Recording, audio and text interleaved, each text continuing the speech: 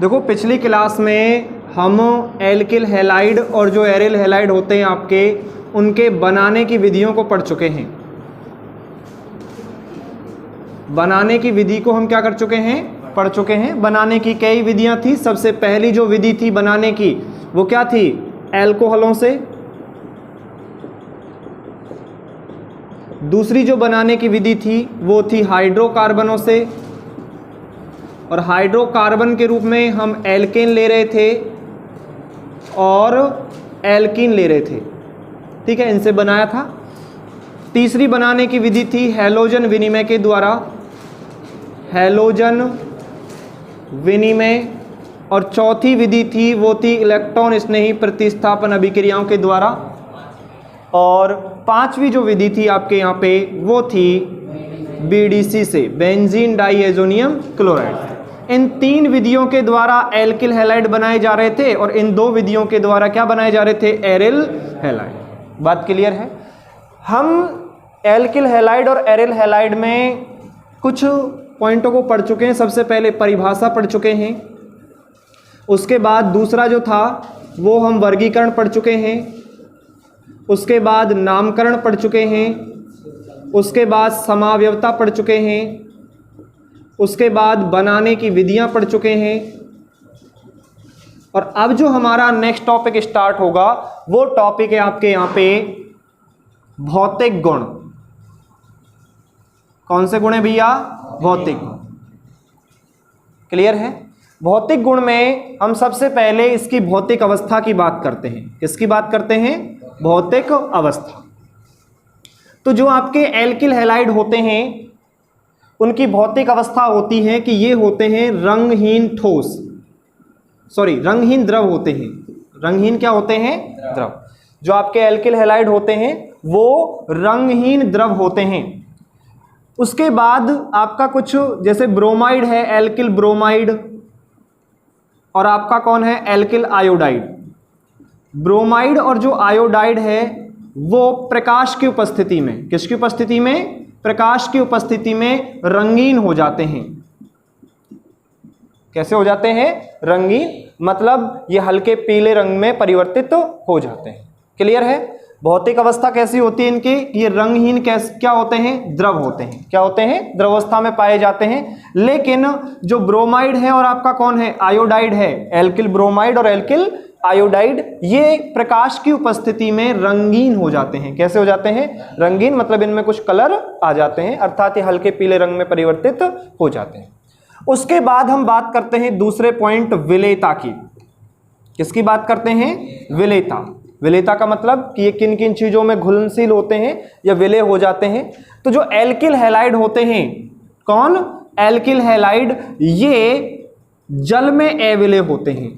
जल में क्या होते हैं, अविलय, मतलब जल में विलय नहीं होते। और जो आपके ये एल्किल हैलाइड हैं ये कार्बनिक विलायकों में, किसमें, कार्बनिक विलायकों में क्या हो जाते हैं, विलय। कार्बनिक विलायकों में क्या होते हैं, ये विलय। और कार्बनिक विलायक क्या क्या हो सकते हैं आपके, हो सकते हैं अल्कोहल, अर्थात एल्किल हैलाइड किन में विलय होते हैं, अल्कोहलों में विलय होते हैं। बेंजीन में विलय होते हैं। किस में विलय होते हैं, बेंजीन में। ये ईथर में विलय होते हैं। किस में विलय होते हैं, ईथर में। ये हाइड्रोकार्बनों में विलय होते हैं। किस में विलय होते हैं, हाइड्रोकार्बन। हाइड्रोकार्बन के रूप में यहाँ हो सकते हैं डीजल, पेट्रोल, नेफ्थलीन, ये सारी चीजें हैं। तो इनमें क्या होते हैं, ये विलय होते हैं। अर्थात हम कह सकते हैं कि जो एल्किल हैलाइड होते हैं वो जल में क्या होते हैं, अविलय होते हैं, जबकि कार्बनिक विलायकों में क्या होते हैं, विलय होते हैं। एक चीज यहां से एक नया प्रश्न बनता है, उस क्वेश्चन को थोड़ा समझेंगे कि जो आपके एल्किल हैलाइड होते हैं ना, कौन, एल्किल हैलाइड, वो जल में अविलय होते हैं। एल्किल हैलाइड जल में क्या होते हैं, अविलय, या फिर क्या होते हैं, अल्प विलय। अविलय होते हैं या फिर क्या होते हैं, अल्प विलय। लेकिन कार्बनिक विलायकों में, किसमें, कार्बनिक विलायकों में ये क्या होते हैं, आपके विलय होते हैं। क्यों विलय होते हैं, क्यों, तो देखो यहां पर एक सिंपल सा है कि एल्किल हैलाइड कैसा यौगिक है, कार्बनिक यौगिक है, और कार्बनिक जो पदार्थ होते हैं वो भी कैसे यौगिक होते हैं, कार्बनिक यौगिक।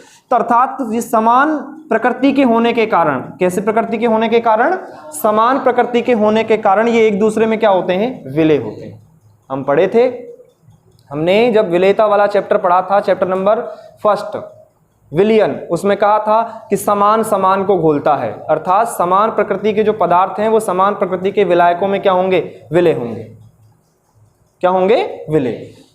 इसलिए कार्बनिक जो एल्किल हैलाइड कार्बनिक पदार्थ होता है, और ये एल्कोहल है, बेंजीन है, ईथर है, हाइड्रोकार्बन है, ये सारे पदार्थ भी कैसे होते हैं, कार्बनिक पदार्थ होते हैं, इसलिए एक दूसरे में क्या होते हैं, विलय होते हैं। क्लियर है।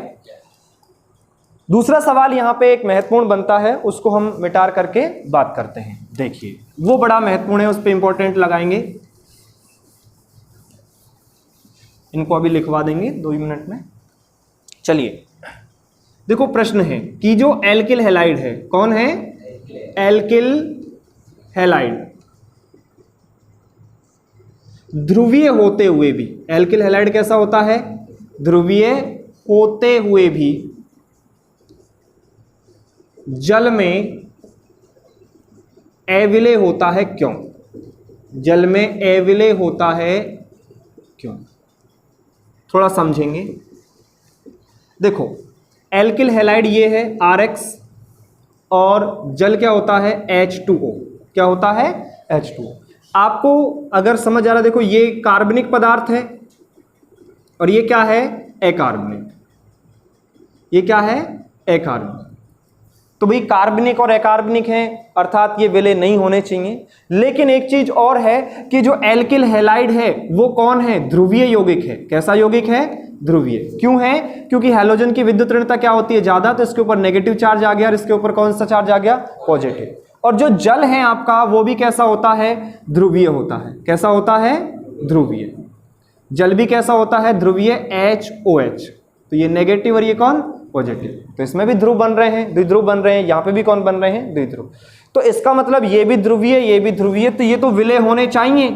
क्या होने चाहिए, विलय होने चाहिए। यही सवाल है कि एल्किल हैलाइड ध्रुवीय होते हुए भी जल में क्या होते हैं, अविलय होते हैं। इसका मतलब ये है कि अगर ये ध्रुवीय और ये दोनों ध्रुवीय हैं तो एक दूसरे में क्या होने चाहिए, विलय होने चाहिए, लेकिन विलय नहीं होते हैं। क्यों, तो उसका कारण सुनिए। देखो जब एल्किल हैलाइडों को, जब किसको, एल्किल हैलाइडों को किसमें घोला जाता है, जल में। किसमें घोला जाता है, जल में। तो जल में घोलने पर या किसी भी पदार्थ को हम जल में घोलेंगे तो कुछ ऊर्जा उत्सर्जित होती है। कुछ ऊर्जा क्या होती है, उत्सर्जित। उस उत्सर्जित ऊर्जा को हम बोलते हैं निर्गमित ऊर्जा। कौन सी ऊर्जा बोलते हैं, निर्गमित ऊर्जा। इस निर्गमित ऊर्जा का मान कम होता है। निर्गमित ऊर्जा का मान क्या होता है, कम।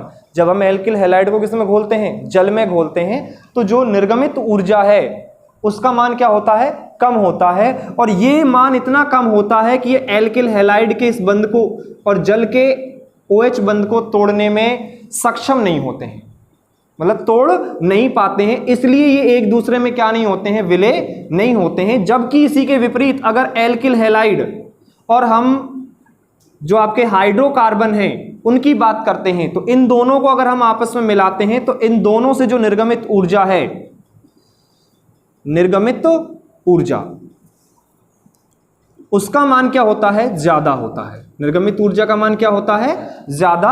और ये मान ज्यादा होने के कारण ये एल्किल हैलाइड के इस बंध को तोड़ देते हैं और हाइड्रोकार्बनों के बंधों को आपस में तोड़ देते हैं, जिसके कारण जो आपके एल्किल हैलाइड हैं वो कार्बनिक विलायकों में तो विलय हो जाते हैं और अकार्बनिक विलायकों में विलय नहीं हो पाते। समझे कुछ।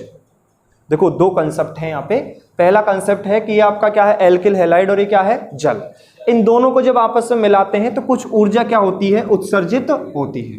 वो उत्सर्जित ऊर्जा अगर ज्यादा है तो वो विलय हो जाते हैं, अगर उत्सर्जित ऊर्जा का मान क्या है, कम है, तो वो आपस में विलय नहीं होते हैं। तो इन दोनों को जब आपस में मिलाया जाता है तो जो निर्गमित ऊर्जा है उसका मान क्या होता है, कम होता है। कम होने के कारण ये एल्किल हैलाइड में उपस्थित CX बंध को तथा जल में उपस्थित OH बंध को नहीं तोड़ पाते हैं, इसलिए ये इसमें विलय नहीं होते हैं। जबकि एल्किल हैलाइडों को अगर हम हाइड्रोकार्बनों में विलय करते हैं तो इन दोनों से निर्गमित जो ऊर्जा है उसका मान क्या होता है, ज्यादा होता है, जो एल्किल हैलाइड में उपस्थित CX बंध को तथा हाइड्रोकार्बन में उपस्थित CH बंध को आसानी से तोड़ देते हैं और ये आपस में क्या हो जाते हैं, विलय हो जाते हैं। समझ पा रहे हैं आप इस बात को?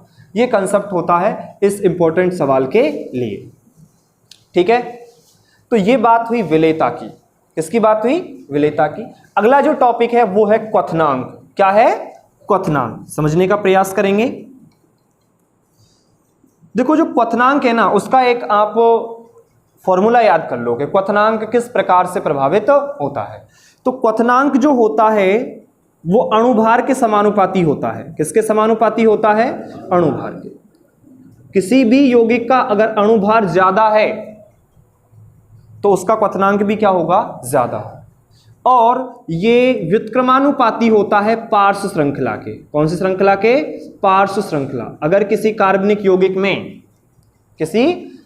यौगिक में अर्थात किसी एल्किल हैलाइड में अगर पार्श्व श्रृंखलाएं ज्यादा हैं तो पार्श्व श्रृंखला ज्यादा होने से उसके क्वथनांक में क्या हो जाएगी? कमी हो जाएगी। क्या हो जाएगी भैया? कमी। इसको समझेंगे एग्जाम्पल के माध्यम से। किससे समझें? पार्श्व श्रृंखला का मतलब होता है प्रतिस्थापी। जैसे अपन मुख्य कार्बन श्रृंखला चुनते हैं, कोई भी कंपाउंड, जैसे ये लिखा हुआ है CH3 CH2X, जैसे ये है, और एक कंपाउंड ये है CH3 CH2 CH2 CH2 और ये X। एक तो ये सीधी श्रृंखला है, ठीक है, इसमें ये सीधी श्रृंखला के बाद ही कुछ छोटी श्रृंखलाएं निकल रही हैं, तो इसमें पार्श्व श्रृंखलाएं हैं। तो पार्श्व श्रृंखला अगर ज्यादा है तो उसके क्वथनांक का मान क्या हो जाएगा? कम। बेसिकली इनका अणुभार देखो समान आएगा, अणुभार समान है, लेकिन पार्श्व श्रृंखला इसमें क्या है? इसमें है ज्यादा है, इसमें है ही नहीं, तो इसलिए इसका जो क्वथनांक है वो कम हो जाएगा, इसका क्या होता है? ज्यादा। क्लियर है? ये बात थोड़ा सा समझेंगे, आगे इनके बारे में हम डिस्कस करेंगे। क्लियर है? तो दो पॉइंट पढ़े हैं अभी अपन ने, कौन कौन से? एक तो भौतिक अवस्था। तो भौतिक अवस्था में हम क्या कह सकते हैं कि जो एल्किल हैलाइड होते हैं वो कैसे होते हैं? रंगहीन द्रव होते हैं। कैसे होते हैं? रंगहीन द्रव, अर्थात इनका कोई कलर नहीं होता। लेकिन ब्रोमाइड और आयोडाइड ऐसे कंपाउंड होते हैं जिनको अगर हम प्रकाश की उपस्थिति में खुला छोड़ देते हैं तो वो रंगीन हो जाते हैं। कैसे हो जाते हैं? रंगीन, हल्के पीले रंग में क्या हो जाते हैं? परिवर्तित हो जाते हैं। उसके बाद हमने कहा विलेयता। तो विलेयता के लिए हमने कहा था कि जो एल्किल हैलाइड हैं वो जल में अविलेय होते हैं। जल में क्या होते हैं? अविलेय होते हैं, जबकि कार्बनिक विलायकों में क्या होते हैं? विलेय होते हैं। कार्बनिक विलायक कौन कौन हो सकते हैं? एल्कोहल हो सकता है, फिनॉल हो सकता है, ईथर हो सकता है, हाइड्रोकार्बन हो सकते हैं। इनमें क्या होता है? वो विलेय होता है। फिर ये कहा कि भाई एल्किल हैलाइड भी ध्रुवीय है और जल भी क्या है? ध्रुवीय है, तो ये आपस में विलय होने चाहिए, लेकिन विलय नहीं होते हैं। कारण क्या है? तो कारण ये है कि एल्किल हैलाइड और जल को अगर हम जल में एक दूसरे में घोलते हैं, आपस में घोलते हैं, तो उनसे ऊर्जा उत्सर्जित होती है। उनसे क्या उत्सर्जित होती है? ऊर्जा। और उस ऊर्जा का मान क्या होता है? कम होता है। और ऊर्जा का मान कम होने के कारण वो एल्किल हैलाइड और जल में उपस्थित जो बंध हैं उनको तोड़ नहीं पाते हैं, अर्थात आपस में विलय नहीं हो पाते। जबकि एल्किल हैलाइड और हाइड्रोकार्बन को जब आपस में घोला जाता है तो उनसे निर्गमित ऊर्जा का मान क्या होता है? ज्यादा होता है। और ये ज्यादा होने के कारण इन एल्किल हैलाइड में उपस्थित CX बंध जबकि हाइड्रोकार्बन में उपस्थित CH बंध को आसानी से तोड़ देते हैं और एक दूसरे में क्या हो जाते हैं? वियोजित हो जाते हैं। समझ पा रहे हैं आप लोग? इसलिए ये एक दूसरे में विलय हो जाते हैं और ये एक दूसरे में विलय नहीं होते हैं। क्लियर है ये बात? उसके बाद हमने पढ़ा क्वथनांक। क्वथनांक अणुभार के क्या होता है? समानुपाती, और पार्श्व श्रृंखला के क्या होता है? व्युत्क्रमानुपाती। अणुभार जितना ज्यादा होगा उसका क्वथनांक उतना ही क्या होगा? ज्यादा होगा। बात क्लियर है? अभी हम इसके माध्यम से कुछ एग्जाम्पल करके देखते हैं, उनको समझते हैं। ठीक है, मैं इन प्रश्नों के अभी उत्तर आपको अपनी कॉपी में लिखवा देंगे, समय बहुत कम लगेगा लिखवाने में, कोई दिक्कत नहीं है। देखिए, जैसे एक सवाल है, चलिए मैं आपसे सवाल करता हूं कि ये लिखा हुआ है RCl, एक लिखा हुआ है RBr, एक लिखा हुआ है आपके यहां पे RI। इन तीनों में से अगर मैं आपसे पूछना चाहता हूं कि भाई इसका क्वथनांक ज्यादा होगा या इसका क्वथनांक ज्यादा होगा या इसका क्वथनांक ज्यादा होगा, तो आप कैसे बताओगे? अणुभार जिसका ज्यादा होगा क्वथनांक उसका ही क्या होगा? ज्यादा। एक यहां पे RF और ले लो, फ्लोरीन, ठीक है। तो बताइए इनमें से सबसे ज्यादा अणुभार किसका है? आयोडीन का। अरे एल्किल समूह तो सब में क्या है? समान है। एल्किल समूह समान होने पर, क्या समान होने पर? एल्किल समूह समान होने पर, अगर एल्किल समूह समान है तो यहां पे देखो फ्लोरीन है, क्लोरीन है, ब्रोमीन है, आयोडीन है, तो हम जानते हैं कि आयोडीन का जो अणुभार है वो ब्रोमीन से भी ज्यादा होता है, क्लोरीन से भी, फ्लोरीन से भी क्या होता है? ज्यादा। तो इसका जो क्वथनांक होगा वो सबसे ज्यादा होगा। उसके बाद किसका होगा? Br का। उसके बाद किसका होगा? Cl का। सबसे कम किसका होगा? Rf का। एग्जाम्पल और ले लेते हैं, जैसे एक लिखा हुआ है CH3F मैथिल फ्लोराइड, एक लिखा हुआ है CH3Cl मैथिल क्लोराइड, एक लिखा हुआ है CH3Br और एक लिखा हुआ है CH3I। ठीक है। अब आप मुझे बताइए कि इसमें सबसे ज्यादा किसका होगा? मैथिल आयोडाइड का। तो इस प्रकार का क्रम आएगा कि नहीं आएगा? आप बता दोगे? आसान है या नहीं है? ठीक है। देखो, और अगर हम जानना चाहें तो देखो, फ्लोरीन का जो अणुभार होता है वो होता है 19। कितना होता है? 19। फ्लोरीन के बाद कौन आता है? क्लोरीन। क्लोरीन का होता है 35.5। कितना होता है? 35.5। उसके बाद कौन आता है? ब्रोमीन। ब्रोमीन का होता है 80। कितना होता है? 80। और आयोडीन का होता है 127। कितना होता है? 127। ये इनका क्या है? इनका द्रव्यमान है, परमाणु द्रव्यमान है, जिसको यूनिफाइड मास में मेजर करते हैं। 19U, 35.5U। U इनका मात्रक है, एकीकृत द्रव्यमान, यूनिफाइड मास, परमाणुओं के लिए लिखा जाता है। क्लियर है यहां तक? ये बात है। अगर यहां पे देखो दूसरा पॉइंट क्या हो सकता है, मान लेते हैं अगर हम एल्किल समूह को क्या कर लेते, सॉरी, हैलोजन परमाणु को समान कर लेते हैं।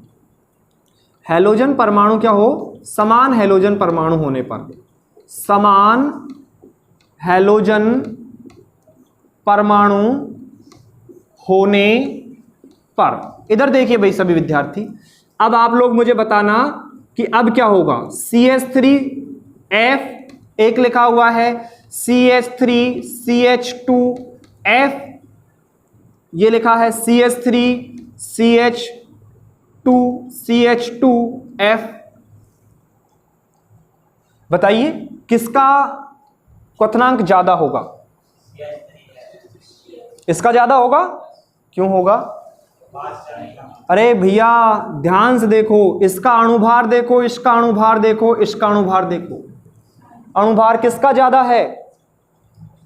किसका ज्यादा? अरे फ्लोरीन तो सब में कॉमन है, इसमें कार्बन 3 है, इसमें कार्बन 2 है, इसमें कार्बन 1 ही है।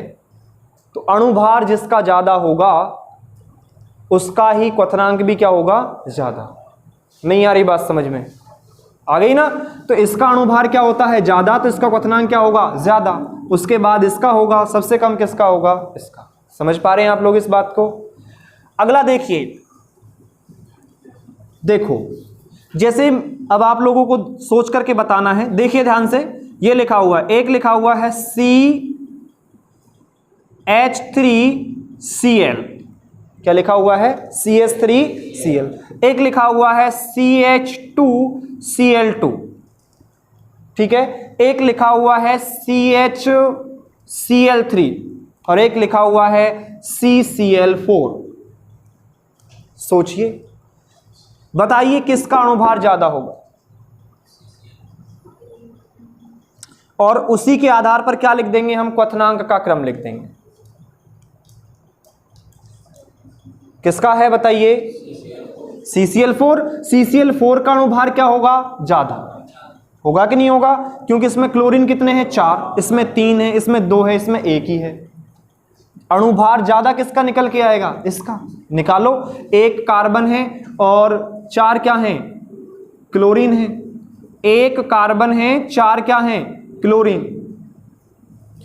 कार्बन कितना है? 1, क्लोरीन कितने हैं? 4। कार्बन का परमाणु भार 12, क्लोरीन का कितना होता है? 35.5।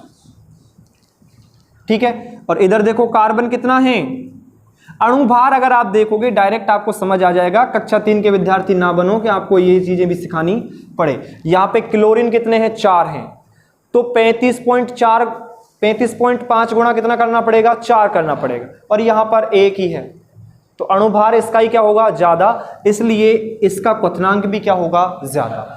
फिर उसके बाद इसका होगा, उसके बाद इसका, और सबसे कम इस पदार्थ का। यहां पर क्या हो रहा है, हैलोजन परमाणु की संख्या बढ़ाई जा रही है। हैलोजन परमाणु की संख्या बढ़ाने पर क्वथनांक का क्रम इस प्रकार से आएगा। क्लियर है, यहां तक बात समझ आ रही है। चौथा पॉइंट है इस प्रकार से, ध्यान से देखना। अब खैर इस फॉर्मूले की आवश्यकता पड़ेगी। देखिए CH3 CH2 CH2 CH2 और आपके यहां पे लिखा हुआ है Br। ठीक है, एक पदार्थ ये है, दूसरा ये है CH3 CH CH3 CH2 Br। ठीक है, एक ये लिखा हुआ है CH3 C CH3 CH3 और ये क्या लिखा हुआ है, Br। बताइए इसमें कार्बन कितने हैं, 1 2 3 4, कार्बन कितने हैं, 4। हाइड्रोजन देखिए 3 और 2 5 7 और 9, और कौन है, Br। इसमें भी देखो कार्बन देखो 1 2 3 4, हाइड्रोजन देखो 3 6 7 8 और ये 9, और एक कौन है, Br। अणुभार, जब अणुसूत्र समान है तो अणुभार भी क्या आएगा, समान ही आएगा। तो अब कैसे बताएंगे हम कि इसमें किसका क्वथनांक ज्यादा है और किसका क्वथनांक कम है। अणुसूत्र समान है तो इनको हम बोलते हैं समावयवी।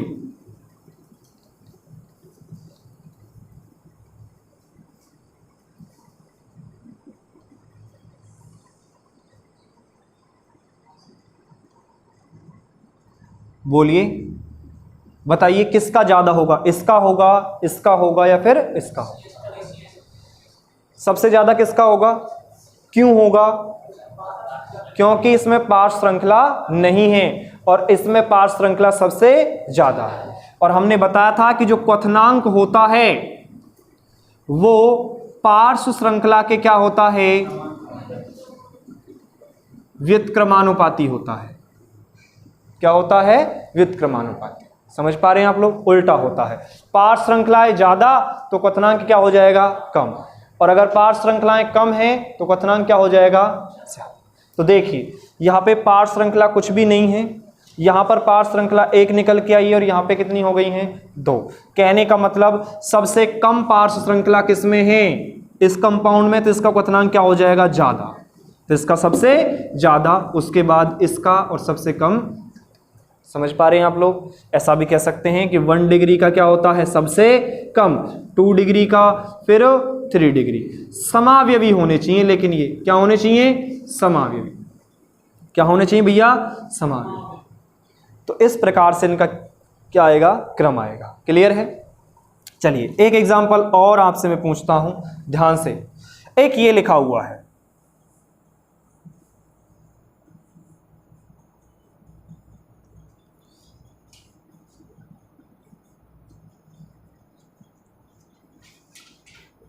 आप लोग बताएंगे मुझे कि इसमें किसका क्वथनांक सबसे ज्यादा है। बताइए, हेलो एरीन है, सबसे ज्यादा किसका होगा, आयोडो एरीन का या आयोडो बेंजीन का सबसे क्या होगा, ज्यादा, क्योंकि आयोडीन का परमाणु क्रमांक क्या होता, परमाणु भार क्या होता है, सबसे ज्यादा होता है। बेंजीन वाले तो सब में क्या है, कॉमन है। तो अब तो इन्हीं के आधार पर देखा जाएगा कि इनमें किसका अणुभार ज्यादा है, तो आयोडीन का सबसे ज्यादा है, इसलिए आई का, उसके बाद क्लोरीन का। इस प्रकार से क्या आएगा, सबसे कम। समझ पा रहे हैं आप लोग इस बात को। क्वथनांक भी आसान है, भौतिक अवस्था भी हम जानते हैं, विलेयता के बारे में भी पढ़ लिया है। इनको नोट करेंगे अब अपन सारी चीजों, ठीक है, नोट कीजिए।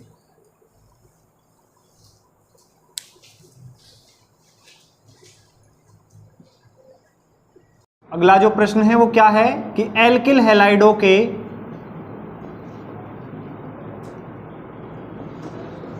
के क्वथनांक अपने संगत हाइड्रोकार्बनों से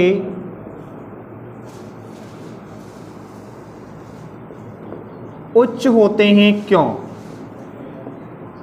उच्च होते हैं क्यों? ठीक है, तो ऐसा कह रहे हैं, सवाल ये कह रहा है कि एल्किल जो हैलाइड होते हैं उनके क्वथनांक ज़्यादा होते हैं हाइड्रोकार्बनों से। किससे भाई? हाइड्रोकार्बनों से एल्किल हैलाइड के क्वथनांक क्या होते हैं?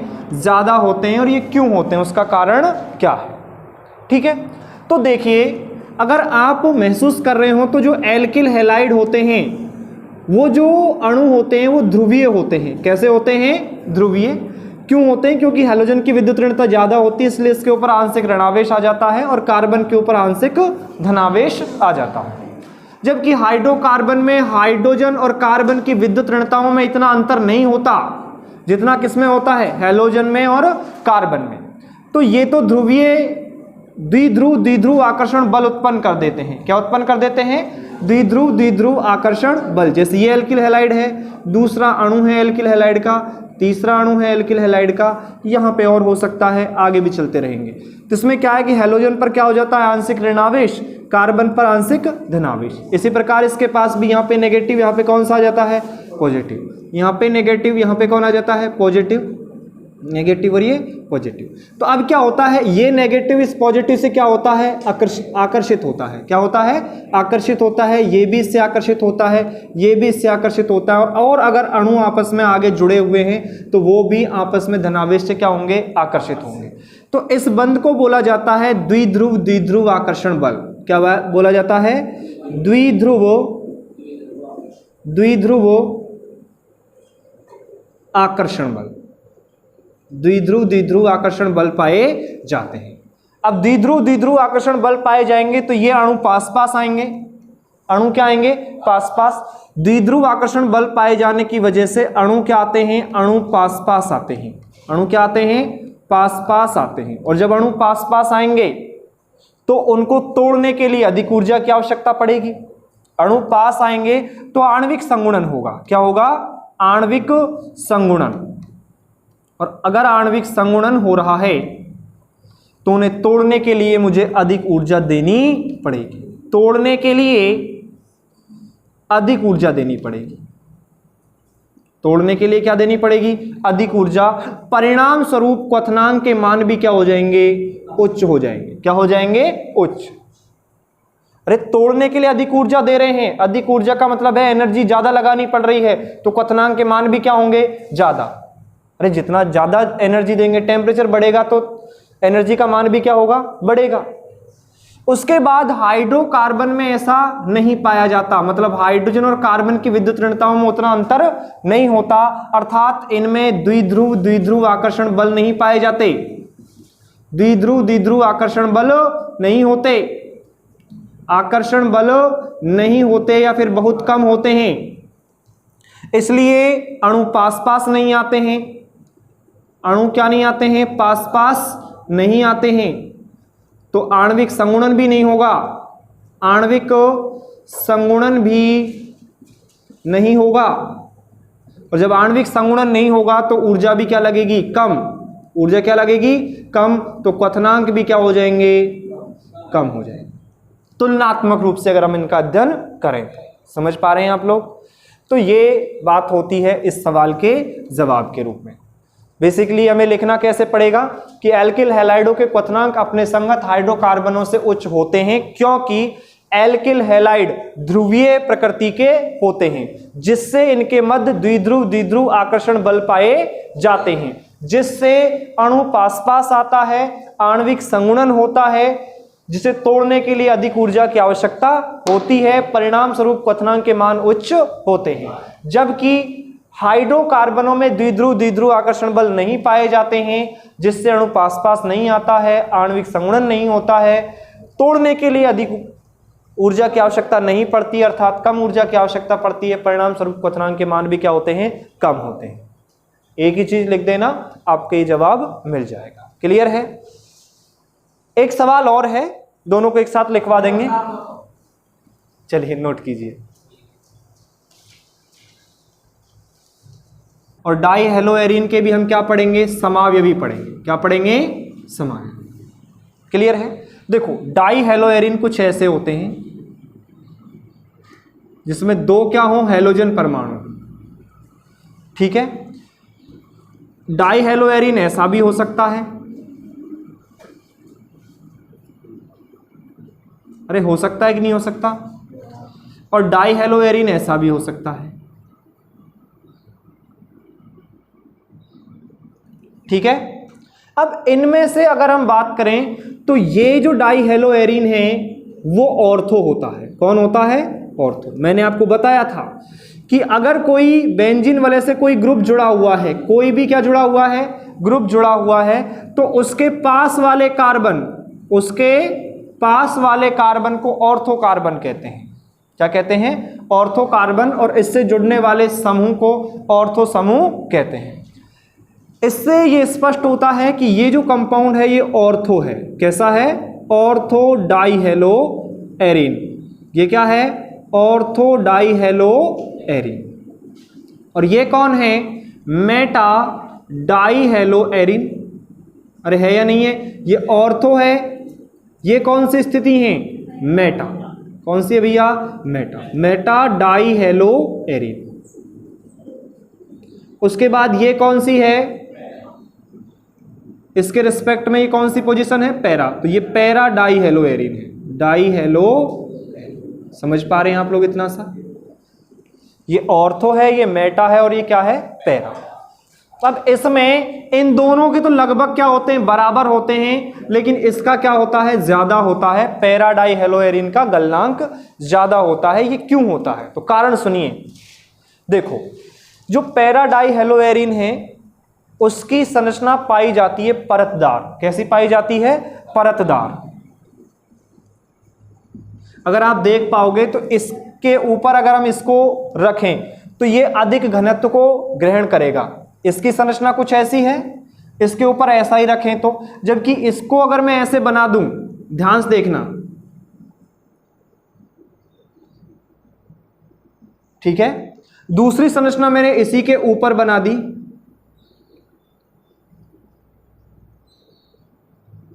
तो ऐसे ही बनती जाएगी। तो इसकी कैसी संरचना बनेगी, परतदार। कैसी बनेगी, परतदार। और जब संरचना कैसी बनेगी, परतदार, तो इसका द्रव्यमान घनत्व जो है वो बढ़ जाएगा। क्या हो जाएगा, बढ़ जाएगा। अरे परतदार है मतलब एक परत के ऊपर दूसरी परत रखी गई है, फिर तीसरी परत, चौथी परत, तो परतदार बनने की वजह से वो क्या हो जाता है, उसका घनत्व क्या हो जाता है, बढ़ जाता है। और अगर परत नहीं है, उबड़ खाबड़ है, तो उनकी जो संरचना है उसका घनत्व क्या हो जाएगा, कम। तो इन दोनों संरचनाओं में जो द्रव्यमान घनत्व है वो क्या हो जाता है, कम हो जाता है। घनत्व कम होता है तो द्रव्यमान भी क्या होगा, कम। देखो कैसे, क्योंकि D बराबर होता है m/v। तो घनत्व, द्रव्यमान अगर कम होगा तो घनत्व भी क्या होगा, कम। और घनत्व अगर ज्यादा होगा तो द्रव्यमान भी क्या होगा, ज्यादा। तो इनका घनत्व क्या हो जाता है, कम, जिससे द्रव्यमान भी क्या हो जाता है, इनका कम हो जाता है। द्रव्यमान कम होगा तो गलनांक के मान भी क्या होते हैं, कम हो जाते हैं। जबकि यहां पर इनकी जो परतदार संरचना होने की वजह से अच्छे से ये एक दूसरे पर क्या हो जाते हैं, व्यवस्थित हो जाते हैं। एक सुव्यवस्थित संरचना बनती है, परतदार संरचना बनती है, जिसकी वजह से द्रव्यमान के मान बढ़ते हैं और घनत्व के मान भी क्या होते हैं, बढ़ते हैं। परिणाम स्वरूप गलनांक के मान भी क्या हो जाते हैं, उच्च हो जाते हैं। समझ पा रहे हैं आप लोग इस बात को। अरे भाई आ रहा है कुछ, वापस से सुनो भाई। इसमें क्या है कि ये दो प्रकार की संरचना है। चलो मैं इनकी संरचना बनाना चाह रहा हूं। देखो ये देखो, आप लोग समझने का प्रयास करें। ये हैलोजन है और एक यहां पे लगा हुआ है हैलोजन। दूसरा अगर मैं बनाऊंगा तो मुझे इस प्रकार से बनानी पड़ेगी। ये हैलोजन रहा, ऐसे अगर मैं बनाऊंगा तो इसके लिए अधिक घनत्व की क्या होगी, आवश्यकता। सॉरी, घनत्व नहीं, ये अधिक जगह घेरेगा, मतलब आयतन इसका क्या हो जाएगा, ज्यादा। और D बराबर m/, क्या होता है, v। आयतन ज्यादा होगा तो घनत्व क्या हो जाएगा, कम। और जब घनत्व कम हो जाएगा तो द्रव्यमान भी क्या हो जाएगा, कम। और द्रव्यमान कम होगा तो गलनांक के मान भी क्या हो जाएंगे, कम हो जाएंगे। समझ पा रहे हैं आप लोग?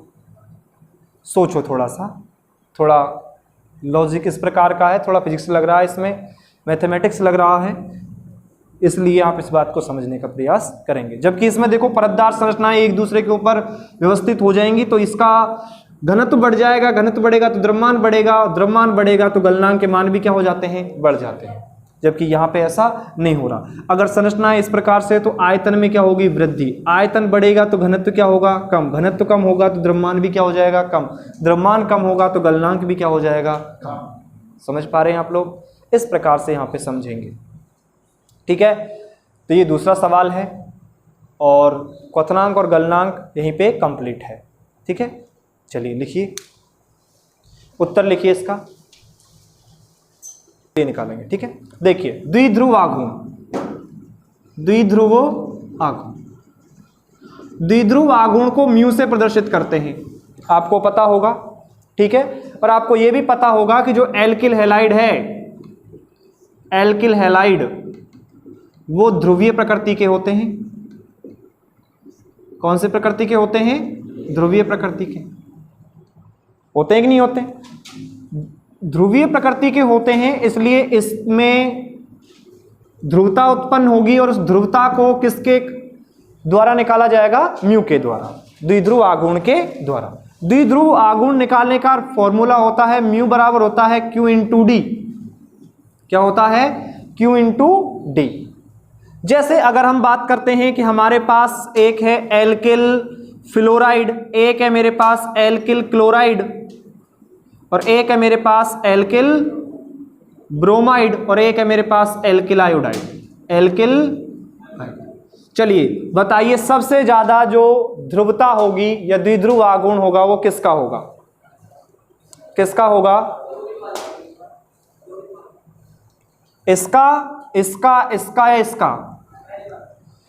देखो सामान्यतः सबसे ज्यादा किसका होगा, इसका, क्योंकि इसमें F का मतलब होता है सबसे अधिक विद्युत ऋणता, इसके ऊपर सबसे ज्यादा क्या होगा, आवेश होगा। जब आवेश ज्यादा होगा तो ध्रुवता का मान भी क्या होगा, ज्यादा। लेकिन क्या है कि RF जो बंध है उसकी बंध लंबाई क्या होती है, कम होती है। CCl की बंध लंबाई क्या होती है, तुलनात्मक रूप से ज्यादा।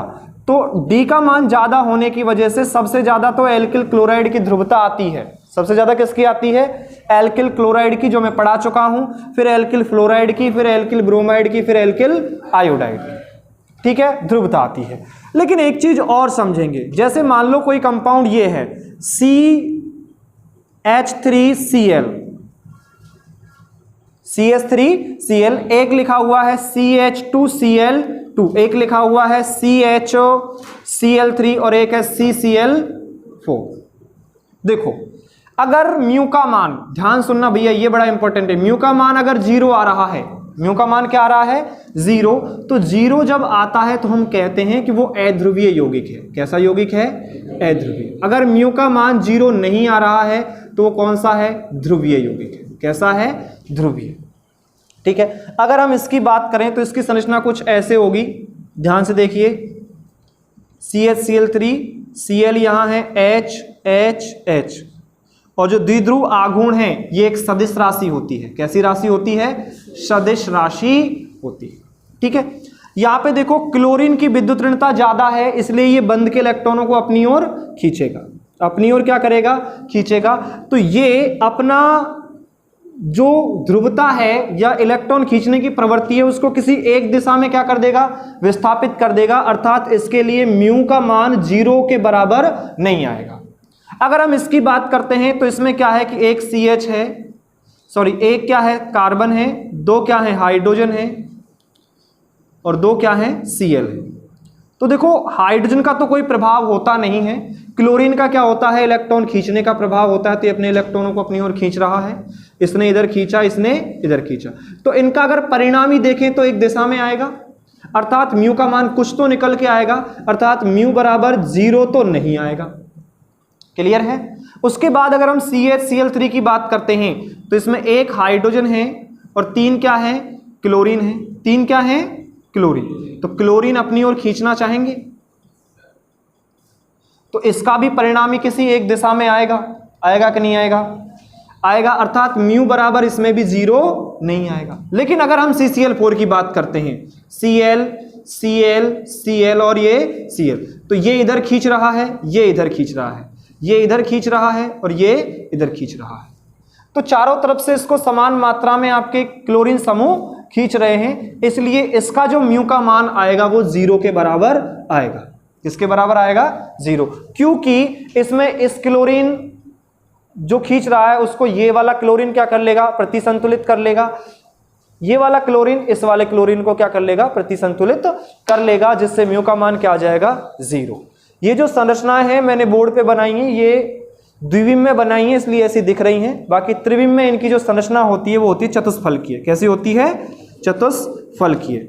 और चतुष्फलकीय संरचना के अनुसार अगर हम अध्ययन करेंगे तो इसके लिए म्यू का मान 0 आएगा, इसके लिए म्यू का मान इसके लिए म्यू का मान 0 के बराबर नहीं आएगा, इसके लिए भी नहीं आएगा, इसके लिए भी नहीं आएगा, लेकिन इसके लिए क्या आएगा? म्यू का मान 0 के बराबर आएगा। ठीक है, तो हम कह सकते हैं कि अगर ये म्यू बराबर 0 आ रहा है तो ये तो क्या है? अध्रुवीय, और ये बाकी सारे जो तीनों कंपाउंड है वो क्या हैं? ध्रुवीय है। कैसे भी? ध्रुवीय। क्लियर है ये बात? ऐसे समझना है, और ऐसा अगर कोई सवाल आ जाए तो आप इनमें से बता सकते हो कि ये ध्रुवीय है, ये भी ध्रुवीय, ये भी ध्रुवीय, और ये क्या है? अध्रुवीय है। सिंपल सा सवाल आएगा तो ये भी नोट कर लीजिए आप।